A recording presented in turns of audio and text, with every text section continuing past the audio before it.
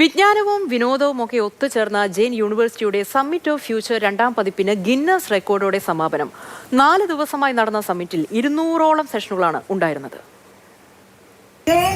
Jain university സംഘടിപ്പിച്ച summit of future രണ്ടാം പതിപ്പ് ഗിന്നസ് റെക്കോർഡിന്റെ തിളക്കവുമായാണ് സമാപിച്ചത്.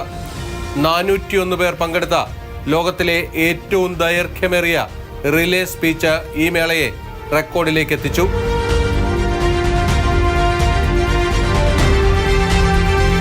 ആകാശത്ത് വിസ്മയം തീർത്ത 500 ഡ്രോണുകളുടെ ഷോയും കേരളത്തിലെ ഏറ്റവും വലിയ ഓട്ടോ എക്സ്പോയും സമിറ്റിന്റെ പ്രധാന ആകർഷണങ്ങളായി.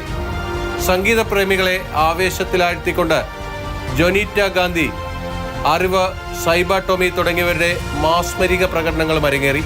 400-ലധികം പ്രഭാഷകരും 7 ട്രാക്കുകളിലായി നടന്ന 200-ലധികം സെഷനുകളും 50-ലേറെ വർക്ക്ഷോപ്പുകളും സമിറ്റിനെ പുതിയ തലങ്ങളിലെത്തിച്ചു. മന്ത്രി P Rajeev, speaker N Shamseer, പ്രതിപക്ഷ നേതാവ് V D Satheesan, K C Venugopal, Shafi Parambil തുടങ്ങി രാഷ്ട്രീയ, സാമൂഹ്യ, സാംസ്കാരിക രംഗത്തെ നിരവധി പ്രമുഖരും വിദഗ്ധരും ചർച്ചകളിൽ പങ്കുചേർന്നു. രമേശ് പിഷാരടി, രജിഷ വിജയൻ, പ്രിയ വാര്യർ തുടങ്ങിയ ചലച്ചിത്ര താരങ്ങൾ വിവിധ സെഷനുകളിലെത്തി. കിൻഫ്ര കൺവെൻഷൻ സെന്ററിന് സമീപം നടന്ന ഫെസ്റ്റിവൽ ഓഫ് സ്പീഡ് യുവാക്കളുടെയും ഓട്ടോമൊബൈൽ പ്രേമികളുടെയും മനം കവർന്നു.